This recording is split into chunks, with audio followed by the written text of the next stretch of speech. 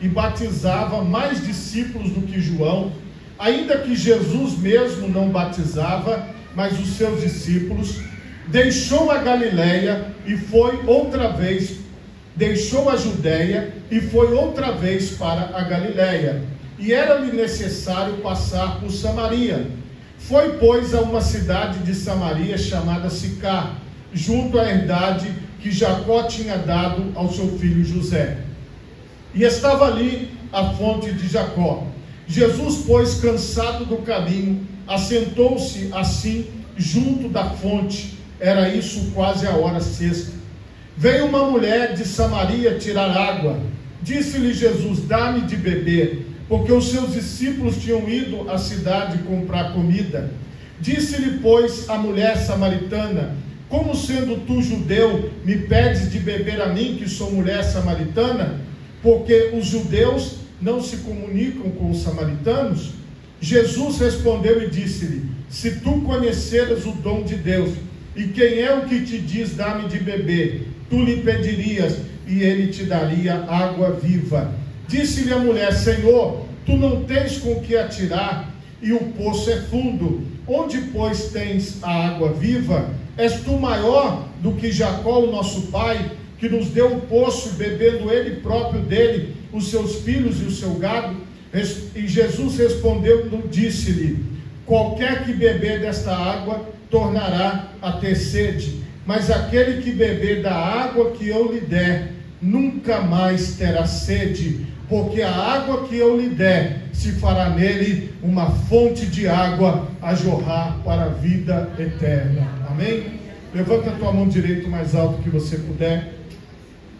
Feche os seus olhos e oremos a Deus. Pai Todo-Poderoso, neste momento, Senhor amado, eu quero te louvar e te bendizer, porque até aqui, Senhor, a tua palavra tem nos sustentado, tem nos alimentado.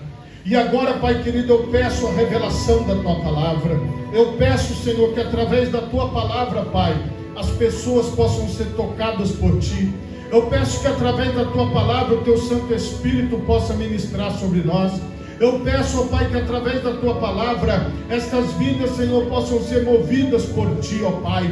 Venha, Senhor, sobre cada um dos ouvintes agora, aqueles que estão aqui na igreja e aqueles que estão acompanhando, ó Pai, através das redes sociais, que todos sejam abençoados, em nome de Jesus, amém, e graças a Deus. Podemos assentar, meus irmãos, em nome de Jesus. Meus irmãos, o tema da mensagem nesta noite é a fonte de água que jorra para a eternidade. Irmãos, nós sempre vamos passar perto deste poço com esta mulher e com Jesus. Por quê? Porque aquilo que o Senhor Jesus ministrou sobre a vida dela é algo que o Senhor Jesus ministra sobre as nossas vidas diariamente. Irmãos, todos nós tomamos água, porque sem água o nosso corpo não sobrevive. Existe uma necessidade muito grande do nosso corpo por líquido. A maior parte do nosso corpo é formada por líquido, e nós precisamos tomar água. Aqueles momentos como o dia de hoje, por exemplo, que tivemos um dia muito quente, quanto mais o seu corpo perde água, mais você tem sede. Então a sede, ela é regulada de acordo com a perda do líquido. Você pode observar que dependendo da pessoa, ela toma muito mais água do que a outra, porque a sede vai mostrar a necessidade de cada corpo. Irmãos, às vezes as pessoas querem passar medida de água. Por exemplo, a pessoa tem que beber 2 litros de água, 1,5 litro, 4 litros, assim vai variar. Mas a verdade é que cada pessoa vai ter a porção certa de água que alimenta o seu corpo. Há pessoas que vão tomar menos água e vão estar totalmente nutridas, sem nenhum problema de desidratação. E existem outras pessoas que elas vão precisar tomar muito mais água para ter o seu corpo hidratado. Nos animais nós vemos, por exemplo, o camelo, que é tão famoso por beber muita água e passar muitos dias sem beber água. Quando alguém quer falar alguma coisa, brincando com água, fala do camelo. Parece que eu estou dando água para um camelo, quando uma pessoa toma muita água, porque é um trocadilho que se faz, que sabemos que o camelo toma muita água, mas fica muito tempo sem beber água. Por isso, o camelo é um animal muito usado no deserto. Nós, irmãos, vemos nos animais que precisam de líquido, nós como seres humanos que precisamos de líquido. E o que nós temos que concluir? Cada pessoa vai precisar do tanto certo de líquido para a sua vida. Relembrando, uns vão precisar de mais, outros de menos. Uma criança, ela vai tomar menos água que um adulto, e assim sucessivamente. Espiritualmente falando, meus irmãos, é a mesma coisa. O Senhor Jesus, ele pediu para aquela mulher que lhe desse água, para poder explicar para ela algo espiritual. Como que Jesus sempre agiu? Jesus, por exemplo, ele chegava e falava: olha, temos aqui essa uva artificial, e ele pegava o exemplo da uva e explicava algo espiritual. Ele olhava no ambiente e pegava, por exemplo, essa cortina, ele falava alguma coisa e dava um exemplo espiritual, para que os seus ouvintes pudessem compreender. Aqui, Jesus aproveitou que a mulher estava ali e que ela estava tirando água do poço. E Jesus fez um pedido simples que qualquer um de nós pode fazer: dá-me de beber. Você pode, por favor, me arrumar um copo d'água? Aqui, meus irmãos, foi o motivo que Jesus encontrou para conversar com aquela mulher. E aqui, nós temos vários motivos na nossa vida para puxar uma conversa com alguém. Igual, por exemplo, nós que somos homens, a gente já começa, às vezes, conversando com alguém que a gente não conhece, perguntando qual é o time que aquela pessoa torce. E aí a pessoa fala, você começa a conversar, começa a bater papo, cada um tem uma fórmula, às vezes o calor. Você viu como o dia hoje estava quente? Uma forma de puxar uma conversa, e foi o que Jesus fez. Jesus se utilizou daquele momento para puxar uma conversa com aquela mulher. E o objetivo de Jesus era ministrar na vida daquela mulher. Se você entendeu o que Jesus falou, ele disse assim: olha, eis que estou convosco todos os dias até a consumação dos séculos. Talvez você tenha sido convidado para estar conosco hoje por qualquer razão, mas a razão principal é que Jesus quer trabalhar na minha vida e na sua vida. Nós nos reunimos aqui todos os domingos com o propósito de estarmos em torno da palavra de Deus, com o propósito de estarmos em torno daquilo que Jesus tem para nós. E hoje nós estamos aqui ouvindo essa palavra, compreendendo essa palavra, entendendo o que o Senhor quer ministrar sobre a nossa vida. Mas quando você ouve a palavra de Deus, alguma coisa acontece dentro de você, e eu quero te mostrar isso. Evangelho de Mateus, capítulo 11, versículo 20 em diante. Eu quero te mostrar aqui.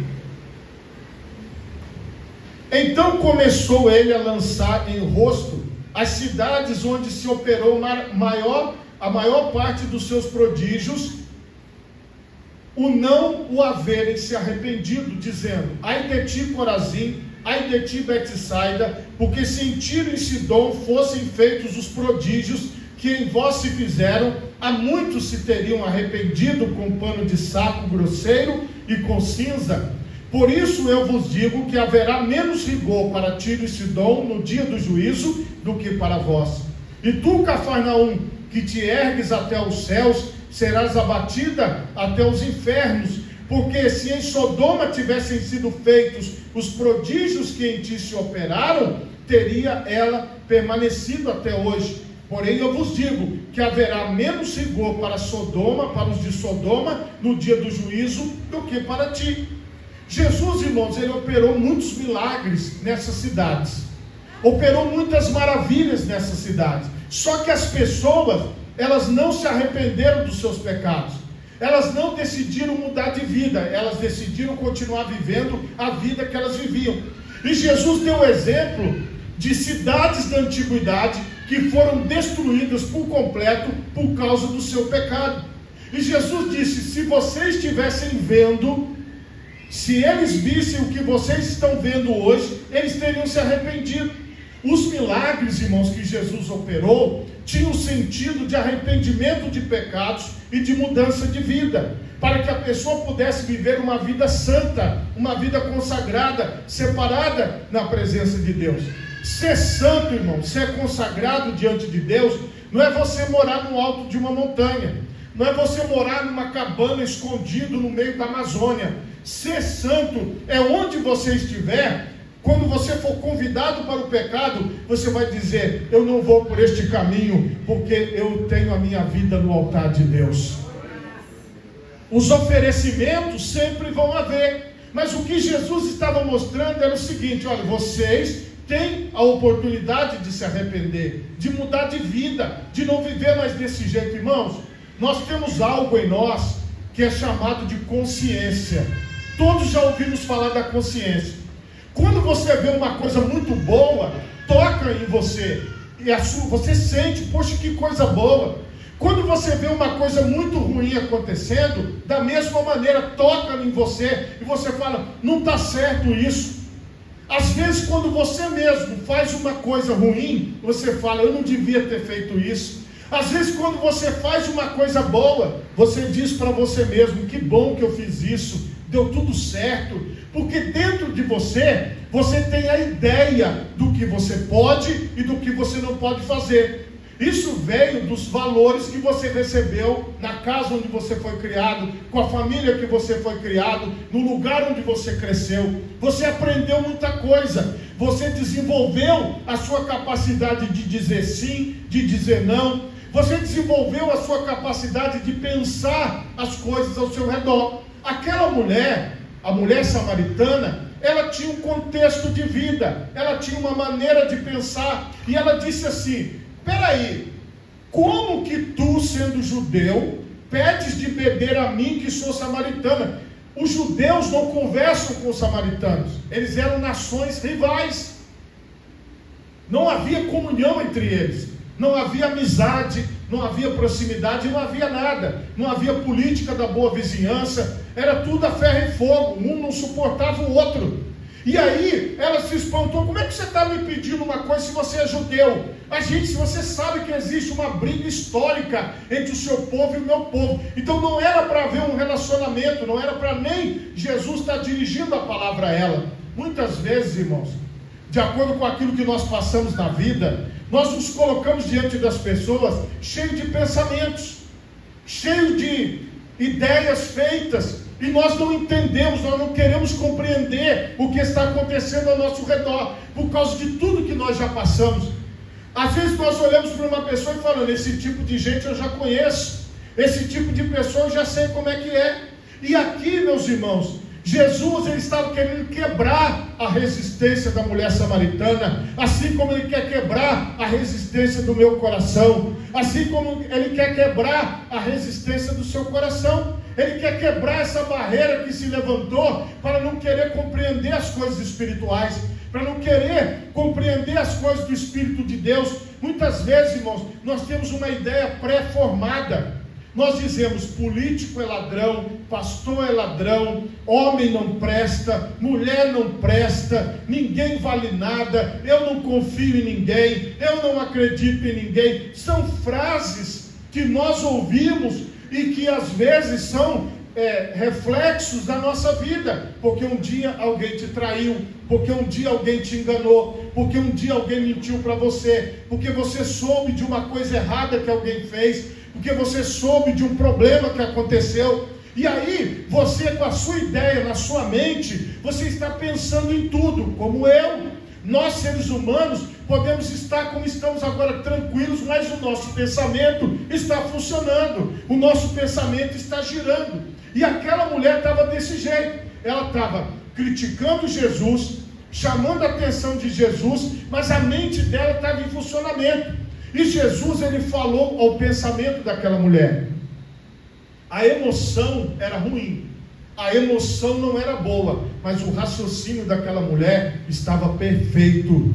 Jesus, irmão, ele quer falar a sua mente, ele quer fazer você ter entendimento. Jesus quer trabalhar o seu intelecto, Ele quer trabalhar o seu raciocínio. Embora muitas pessoas digam que aqueles que servem a Deus servem pela emoção, ou aqueles que servem a Deus é porque não tem cultura, é porque não tem leitura, é porque não tem conhecimento. É o contrário, irmão. Quem serve a Deus é a pessoa que tem mais conhecimento, porque foi revelado uma verdade para ela, foi revelado o Evangelho para ela, foi revelada a boa notícia.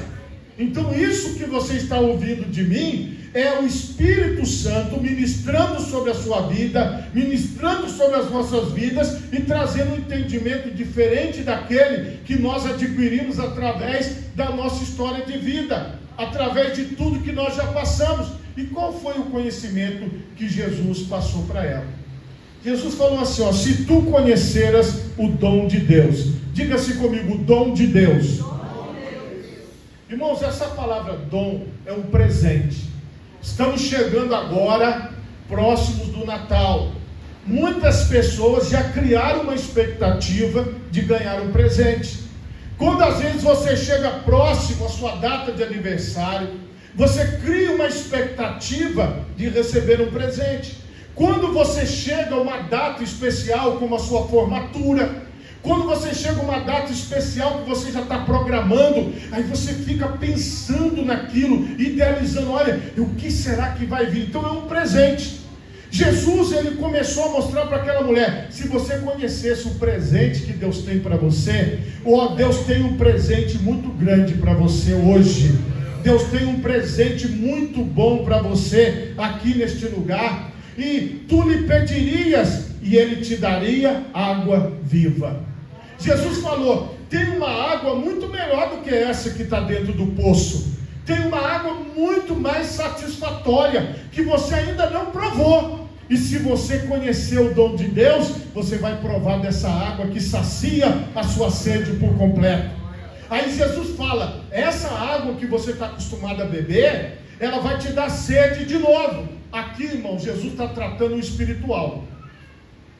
Se você quiser tratar seu corpo, você vai ao médico.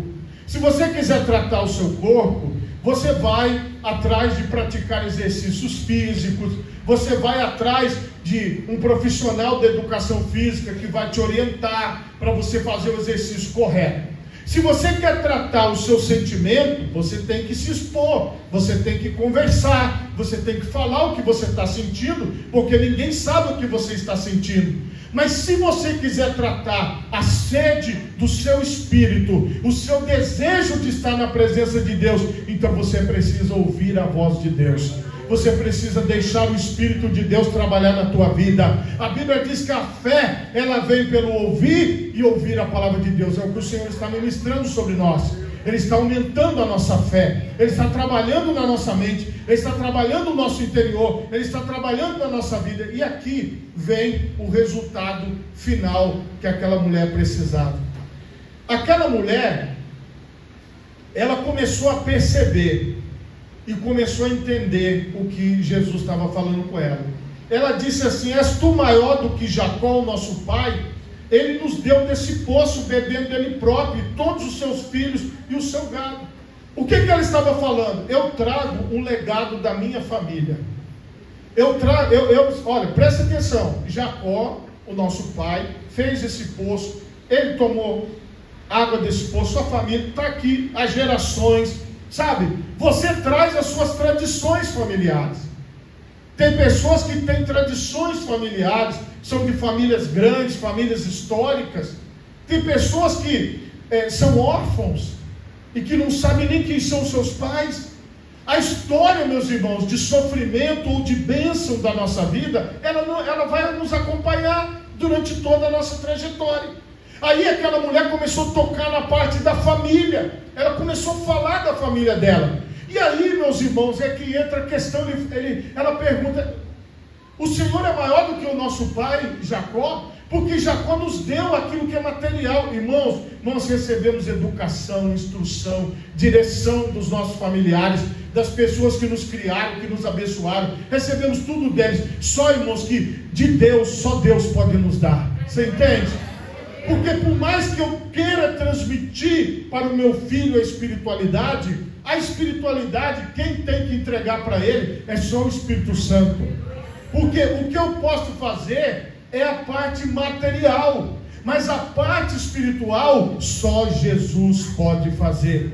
E Jesus respondeu e disse: qualquer que beber desta água tornará a ter sede, mas aquele que beber da água que eu lhe der nunca terá sede, porque a água que eu lhe der fará nele uma fonte a jorrar para a vida eterna. Essa fonte, ela está lá em Apocalipse, o último livro da Bíblia, Apocalipse, capítulo 7, versículo 17, porque o cordeiro que está no meio do trono os apacentará, e lhes servirá de guia para as fontes das águas da vida, e Deus limpará dos seus olhos toda a lágrima. Jesus não estava falando mais desta água potável que nós temos para beber, não era mais a água do poço para beber. Jesus estava falando da água espiritual. E o que é esta água espiritual? É a presença do Espírito Santo nas nossas vidas. Irmãos, nós que somos da igreja, a igreja evangélica, igual nós somos da igreja do Evangelho Quadrangular, nós temos muito uma coisa na cabeça, que é a seguinte: quem é a segunda pessoa do pastor? Porque nas igrejas evangélicas, você tem a figura do pastor, e sempre, por exemplo, tem lugares que tem o primeiro vice, o segundo vice, o terceiro vice, que são aquelas pessoas que respondem pelo pastor na ausência do pastor. E às vezes numa igreja como a nossa aqui, as pessoas, elas pensam isso, como eu já pensei, como todos pensam: quem que é a segunda pessoa do pastor? Agora deixa eu te explicar uma coisa para você entender. O nosso pastor e bispo da nossa alma é o nosso Senhor e Salvador Jesus Cristo.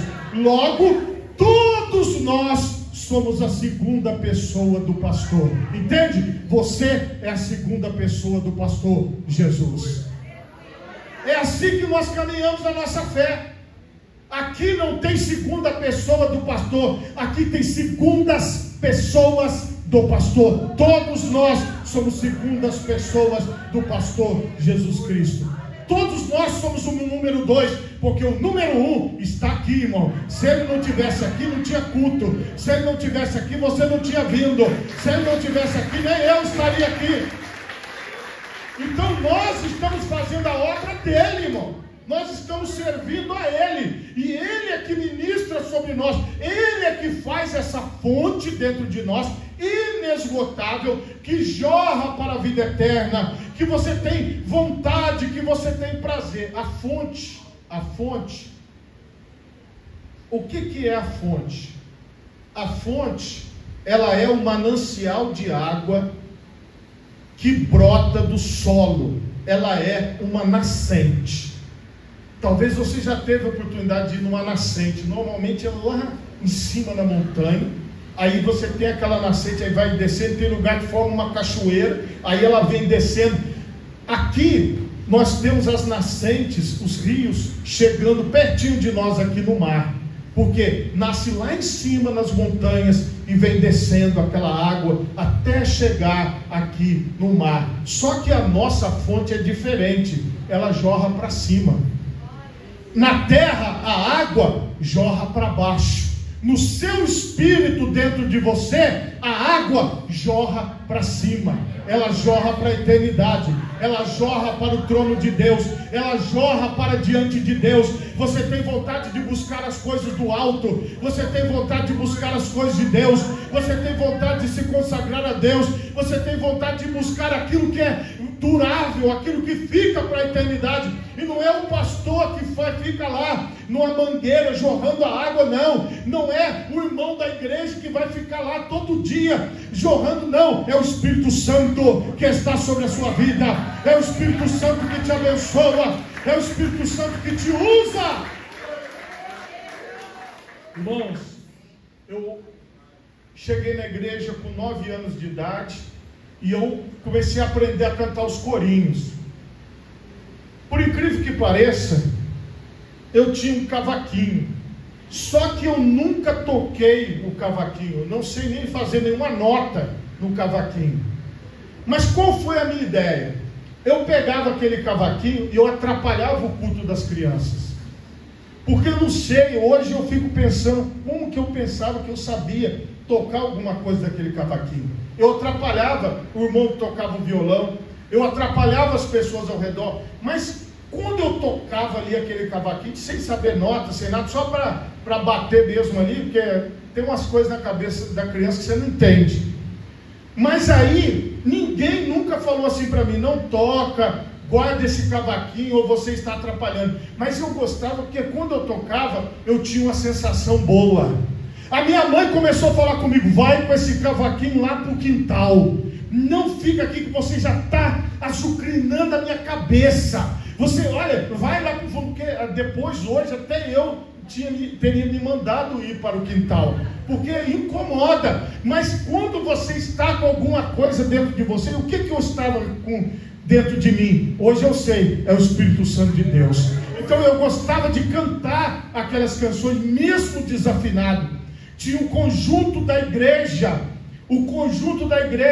eu pedia para a irmã Tereza deixar eu cantar, a irmã Tereza falava, você não tem voz para cantar, meu filho, a sua voz não dá para cantar, você tem que melhorar, você tem que aprender a cantar. E ela não me deixava cantar, e eu ficava bravo, porque eu queria louvar, eu queria cantar. Irmão, até hoje eu não parei de cantar, só porque ela me desafiou, eu canto mesmo. Agora que eu sou pastor, eu mesmo me dou oportunidade, eu canto, e acabou. Ninguém vai dizer, você não vai que eu canto desafinado, afinado, canto de qualquer jeito, eu canto. Irmãos, é tão gostoso quando você abre a sua boca e começa a louvar a Deus. Aí eu começava a pensar nessa passagem assim, ó, eu acho que a água está saindo e está subindo.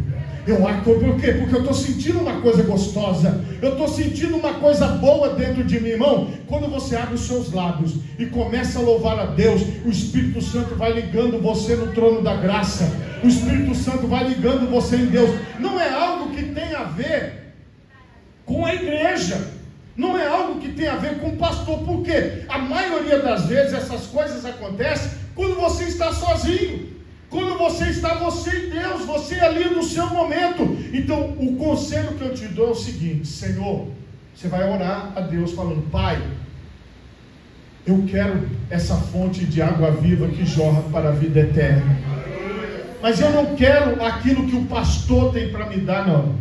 Eu não quero aquilo que os irmãos têm para me dar, não. Eu quero esta água que o Senhor tem para me dar.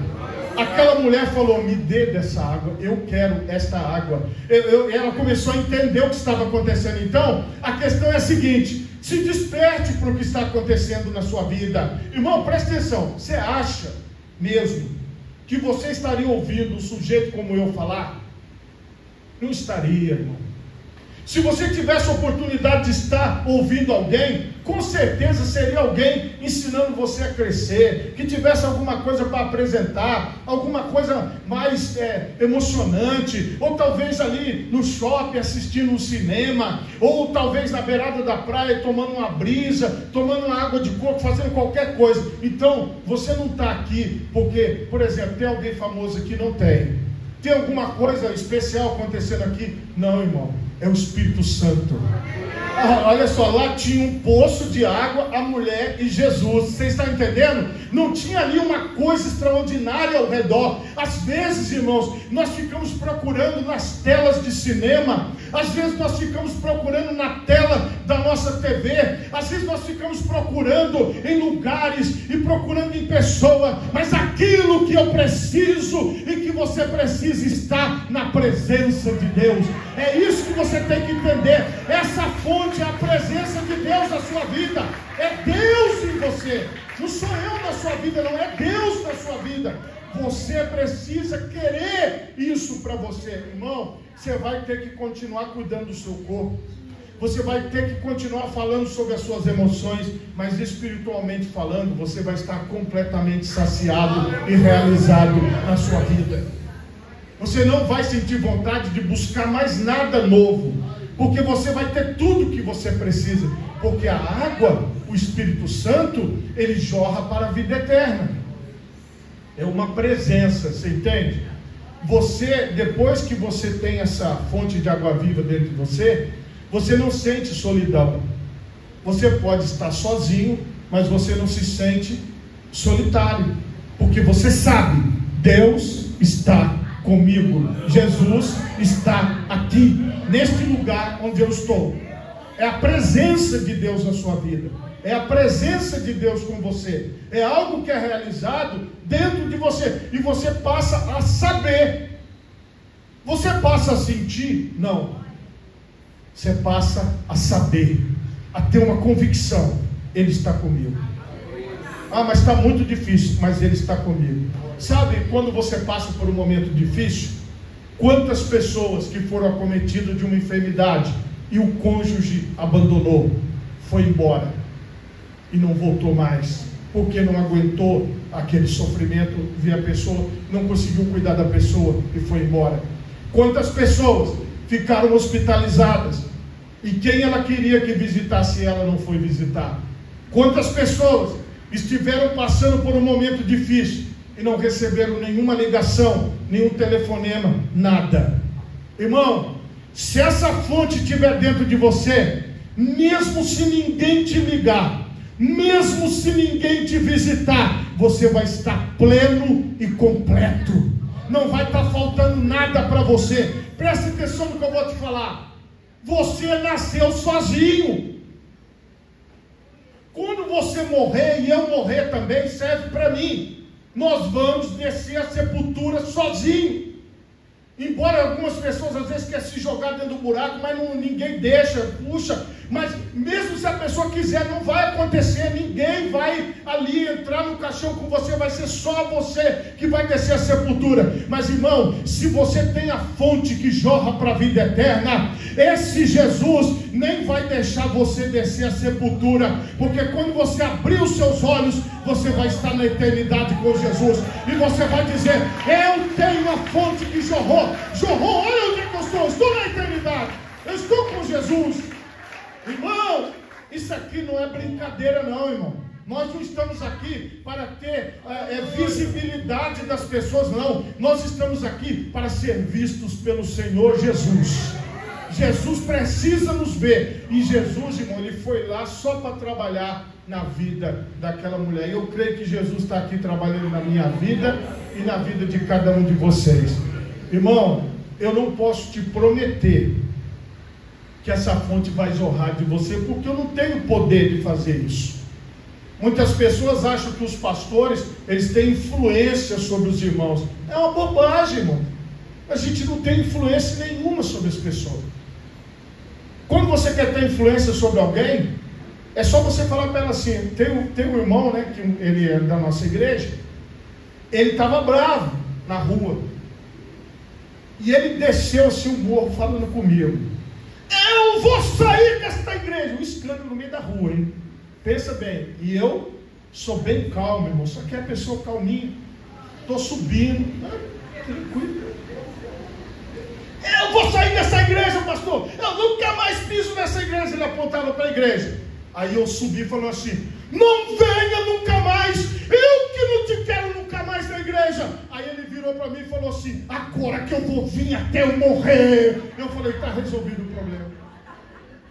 Porque ele estava tão bravo, ele não esperava a minha reação. Então, como eu tive uma reação dizendo: eu que não te quero mais. Aí ele falou: agora é que eu venho. Todo mundo riu, porque é a única reação que a gente pode ter. Então, essa emoção que às vezes a gente sente, irmão, ela passa, mas a presença de Deus permanece. Você entende isso? É algo que Deus faz aqui, olha, na mente, no interior. Por favor, coloque as duas mãos na altura do seu coração. Feche os seus olhos e oremos a Deus. Pai todo